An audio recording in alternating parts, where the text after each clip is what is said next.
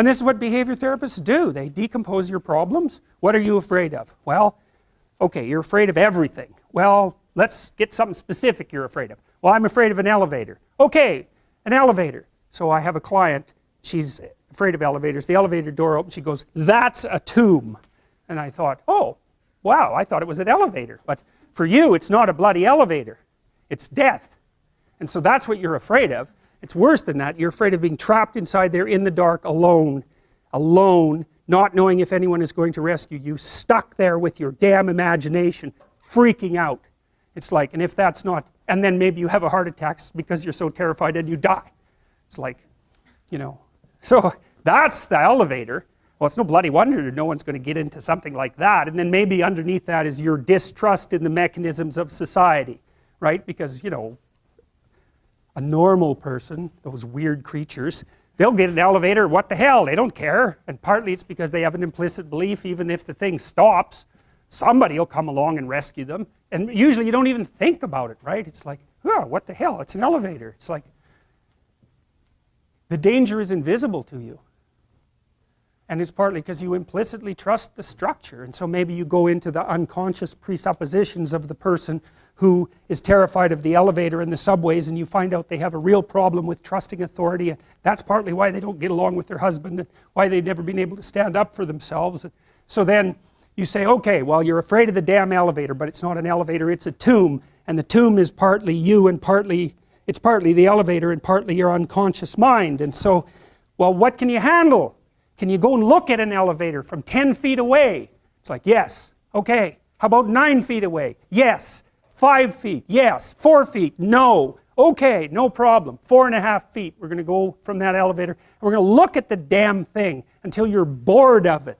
Because that's what we're trying to... You should be bored of the elevator.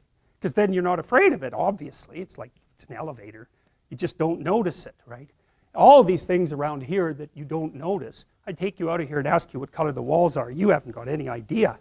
You know, I suspect for most of you, there's not a chance you'd be able to identify the gender of the person who's sitting next to you, unless you know them. It's like, you just don't remember anything. And why should you? Everything works. Like, you don't have to pay attention to it. It's like, is that staying up? Yeah, it's still up. Yeah, it's still up. Still up. It's like, really? No. No, you get bored of that real quick, and so then you just ignore it. But the agoraphobic has had that veil of ignorance torn away, and what they see behind it is mortal threat, and so that's really what you're helping them deal with. And so this week they're 4.5 feet from the elevator, next week they're a foot from the elevator, and the week after that the horrible gates of hell open and they look inside and they don't run, and so hey, they're tougher than they thought they were. And that's what you're teaching them, actually. You're not teaching them that the world isn't dangerous, because that's a stupid thing to teach someone. Bloody right, the world is dangerous. It's terrifying. And sometimes people they realize that, and the veil lifts, and they see horror everywhere. They see that, and then they think, well, I'm just a little rabbit. I'm over here in the corner. I can't move. I'm petrified. And then they can't move. They hide at home. They cower at home, because everything has become a predatory domain. And so what you teach them is, you're not as much of a rabbit as you think. And part of that is that you help them grow some teeth so that they can go home and have that fight with their husband that they should have had 25 years ago. And it happens very frequently with agoraphobic clients, that you get them so they can go on the damn elevator and they can go on the subway and they can take a taxi, and maybe they learn to drive. Wow. They get some autonomy, and then they're a little tougher, and so then they can stand up for themselves, and they go back, and like, their husband might not be very happy with any of this. Really, it depends on what sort of guy he is, you know. If he's a real tyrant, he might be just perfectly happy that he's married to someone who, you know, is afraid of her own shadow, because then she won't ever leave. And so that's a nasty little story, and believe me, it's not uncommon. So she gets tougher by facing what she fears. And what she finds out is there's a hell of a lot more to her than she thought.